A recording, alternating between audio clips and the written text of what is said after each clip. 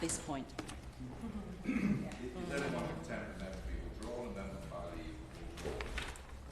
We now come to Amendment 46 to Clause 1, and I call Sarah Champion to move Amendment 46. Thank you so much. I don't get out much. Neither do you, because I asked the committee to listen to this with an open mind, because when I first came across this, it took me a little time to get my head around it, and then for me now it seems like the most obvious thing, and that is recognising the children of paedophiles as victims, and that's what my amendment seeks to make. Just as we have now, and I thank the Minister and the Justice Department, just as we have now made a huge step forward in defining children born of rape as victims in this legislation, we need to ensure that other secondary victims will also be entitled to the rights under the Victims Code. The children of any paedophile are disproportionately impacted when their parent is investigated, charged and jailed. And I want to make a plea for them to be considered within the definition of victims. Just like the children of domestic abuse, the illegal activity is committed most often within the family home, the child's safe space. Social services view the parent as potentially posing a sexual risk to any child from day one of an investigation, not from a guilty verdict. And I give you an example from my own constituency. About 5 years ago, I was getting a lot of single mothers coming to me with real concerns about heavy-handedness of social services around child protection, their child's protection. And they were really confused why social services were doing this. When I intervened on their behalf, I realised it's because the parent of the child was being investigated for, in my case, organised child sexual exploitation. The social services couldn't tell the mother what was going on for fear of tipping off the parent, but also they had serious safeguarding concerns of that parent in that house because of the father's activities. So this is a very real thing that happens in a very real basis. Amendment 46 is crucial, I believe, because it specifically identifies children of a person posing sexual risk to children, which are known as PPRC by the police, when someone is under investigation, not just once they've been charged. The family unit structure, including the household economics, is generally impacted in a dramatic way at the outcome of the investigation because of the immediate protective factors put in place by agencies. For the family's safekeeping, the nature of the investigation almost always is kept confidential, thus increasing the vulnerability of children within the whole secrecy around CSA. Investigations and convictions shape the child's childhood, as interactions with the parent are controlled by restrictions imposed by the judicial system. The child loses all autonomy within the relationship with the suspect or offending parent for safeguarding purposes, which we can completely understand, until they are over the age of 18. Negative community judgment for close associates of CSA suspects is highly prevalent, which can be magnified by media coverage at the court. And again, I'm sure if you think about your local papers, once someone is being charged for these crimes, their name, their address, their photos all get into the public domain, whether by media once the conviction has happened, or most likely by Facebook, by well-meaning neighbours trying to protect their own children. The stigma this causes to that child is untold. I've worked with the survivor, Chris Tuck, for many years. She is an active campaigner around child protection issues, and she has asked me to read her case study about what happened to her. I grew up in 3 domestic violence households where witnessing and experiencing abuse every day was the norm. My dad and stepmum were not good for each other or to us children. The abuse intensifies via domestic violence and child abuse. This chaotic, dysfunctional, abusive home life led us to being vulnerable to abuse outside the family home. I was sexually abused by a school bus driver in 1979. In 1980-81, my dad, George Francis Oliver, was convicted of child sexual abuse against some of the children in the household, not me. I remember very clearly when my dad was arrested for his crimes. It was an odd day. 3 of us children came home from school and Dad was lying on the sofa reading. It was eerily quiet. My stepmum, my sister and stepsisters were not there. We were just speaking to Dad about this fact when there was a loud crashing noise and lots of shouts of "Police! Police!" The police stormed into the room and arrested my dad. It was very frightening to witness and caused us a lot of distress. We didn't know what was happening. I remember the police taking us 3 children to our eldest stepsister's house, where my stepmum, other stepsisters and children were waiting. That's where I was told what my dad had done. I didn't believe it. I couldn't believe it.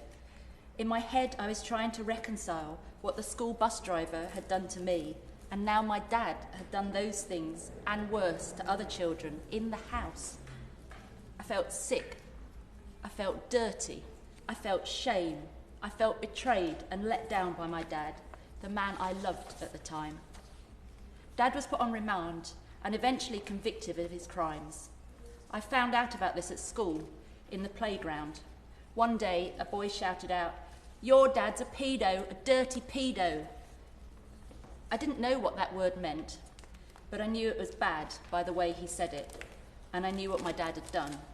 I had experienced a little of what my dad had done via my own experience of sexual abuse and the internal examination I had at the police station.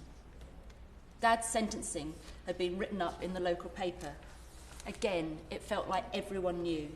Everyone was judging me, us, for the crimes committed by my dad. Again, I felt sick, I felt dirty, I felt shame, I felt bad to the very core of my being. This I carried with me well into adulthood. Again, no support was given to any of us children and young people. The legacy of my dad being convicted paedophile lived with me into my 40s, when I paid for specialist professional help and support to deal with the trauma from deep, unexpressed feelings and emotions. When I left home at nearly 16, I wrote my childhood off. I never told anyone anything about it. I put on a mask for over a decade and I tried to build a new life for myself. I battled with bulimia and anger management throughout my teens and 20s.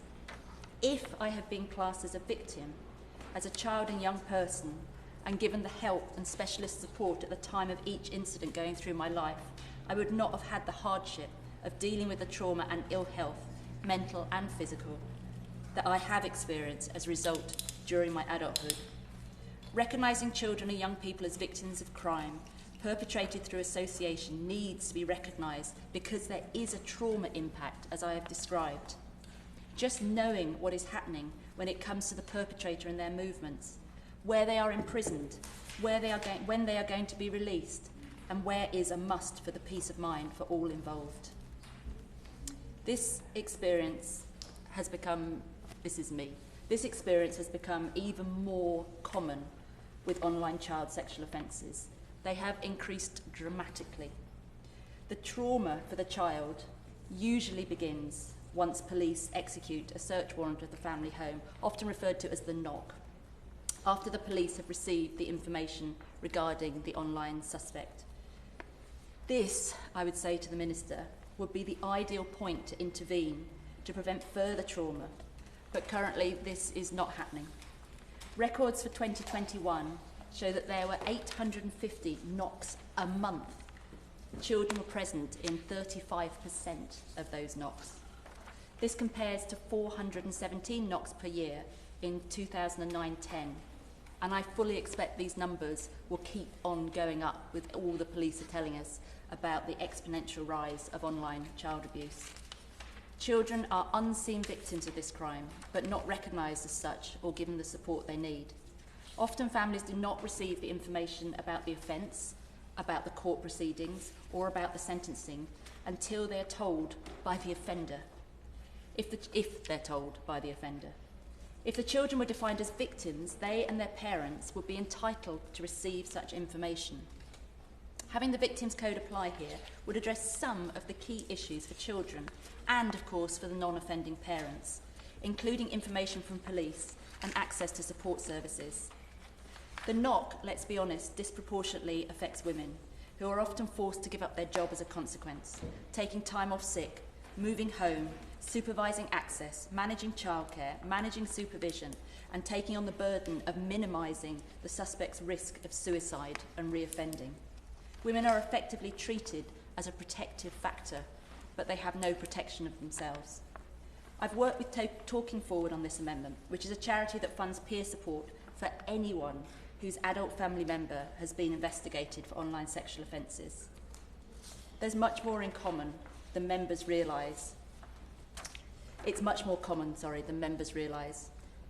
Currently, 3 police forces now refer families automatically to Talking Forward, but this could be broadened out nationally if this amendment is accepted. Lincolnshire Police now have a dedicated IDVA type of role for these families. Again, if this amendment is accepted, this could be rolled out more broadly to provide specialist support. However, the first step must be to recognise children of child sexual abusers, whether physical or online abuse, as victims. This will reduce costs in the long term, whether it's by ensuring children have immediate support or reducing the cost to the family courts. So therefore, I ask the Minister if he will please accept this amendment.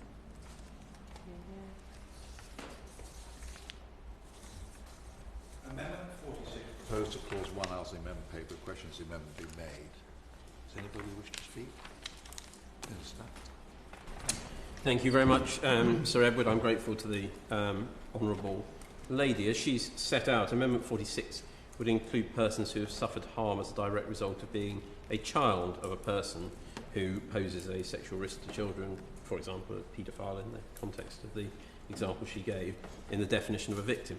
I'm grateful to her for raising this important issue, and I do want to reassure her that the government absolutely sympathises with the challenges faced by the unsuspecting families of sex offenders and those who pose a sexual risk to children.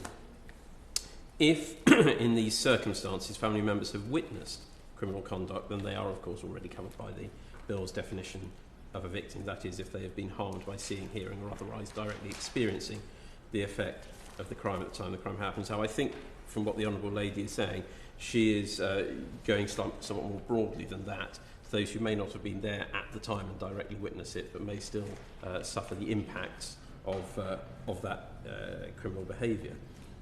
And from what she said, I know she's interested in the support more broadly for the families of offenders and those impacted. This cohort, as she rightly says, would not come within our definition of a victim, which is, as I said in response to previous groupings of amendments, deliberately crafted in both the Bill and the Victims Code to be designed for those who have been harmed directly by the crime in question, and therefore need the entitlements, the broader entitlements in the code to navigate the criminal justice system, as well as to receive support. And therefore, I'm afraid I must, on this occasion, resist the broadening of the scope of Clause 1 that this would bring. But, yeah, of course, I could wait the right one. I'm grateful to him because the Justice Select Committee in its pre-legislative scrutiny of this clause did ask the government, and they did respond positively, to extend the provisions, the coverage of these provisions to include children born of rape as secondary victims. So is there a difference between the case that my honourable friend has made for the people who are children of paedophiles and the concession, it's the wrong word for it, it's technically correct, but I'm not trying to suggest that the government has given in, but the acceptance of the Justice Committee's suggestion that children born of rape should be included. Is there a technical difference? Because I'm failing to see it at the moment. Minister. Well, I'm grateful to the Right Honourable Lady. The technical difference, or the difference as we see it, is that in the case of our accepting the Justice Select Committee's PLS recommendations in that circumstance, the individual born was of a direct consequence of a criminal act. In the case of what the Honourable Lady is referring to, that individual is not experiencing something as a direct consequence of a criminal act, but there are, of course, impacts upon them, and that's the nuance or the difference that we draw. But it doesn't, of course, mean that this cohort aren't, of course, deserving of support on their own terms, and I'll briefly touch on what's available. For example, HMPPS funds the National Prisoners Families Helpline, which provides free and confidential support for those with a family member at any stage of their contact with the criminal justice system. There are also several charities, and I know the Honourable Lady will work with them, I suspect, on these issues, that provide specific support for families affected by the actions of a family member, including support for prisoners, people with convictions and their children and families, crucially, and support for families that have been affected by sexual abuse. We will continue to consider how best to support and protect those impacted by crime, as well as victims of crime who are directly covered here. I therefore gently encourage the Honourable Lady not to press her amendment to a vote at this stage. She may yet wish to return to it, but I will continue to reflect carefully on what she said, and I'll actually reread the transcript of what's been said, because I suspect we sit and listen, but when you reread it there are some nuances that we may have missed, so I will read it carefully. I'm grateful to the Minister for keeping an open mind. What's actually needed most is information on the criminal justice process for those family members, which would automatically be afforded under the Victims Code. So if I could take up the Minister's offer to reread, have a look and see if there is something we can do going forward, I'd be very grateful. I withdraw. Does everyone contend for the amendment to be withdrawn? Amendment by Leave withdrawn. We now come to Amendment 51, which was debated with Amendment 17. I think I understand that Sarah Champion does not wish to move the amendment formally. Is that the case? You don't wish to move the amendment formally? No. Thank you. We now come to Amendment 54 to Clause 1, and I call Jess Phillips to move Amendment 54. Thank you. Not dissimilar to my honourable friend from Rotherham, I think, as this, and we've all had a long time while this bill's been going through, haven't we, to be campaigning on various different things, and successfully, through various different means, including, as has already been mentioned by the Right Honourable Member, around the pre-legislative scrutiny, those of us who have been fighting for child victims where a child is born of rape, we're pleased to see that concession brought about, but also another area that many of us had campaigned for was for the recognition that people who are, well, victims of homicide, who are not the direct victim of homicide, so if your daughter is murdered, that you are a victim of that crime, for them to be recognised. And similarly, both those concessions have come about as we sit here today. And I suppose not dissimilar to the member for Rotherham, I wish to sort of push that envelope a little further and talk about those who die by suicide as a direct result of being a victim of domestic abuse. So I met a mother at a memorial service for violence against women and girls, and just yesterday she emailed me. Her daughter died in 2018, and she wrote, "If my daughter hadn't met him, she would still be alive. Her children would still have their mother, me, my precious only daughter. Why is the associated link between domestic abuse and suicide ignored? Overlooked are the compensating mechanisms, substance abuse, alcohol, mental health issues. These are used by so-called professionals as a reason why she had taken her life, why they have taken their lives. The link is the perpetrator,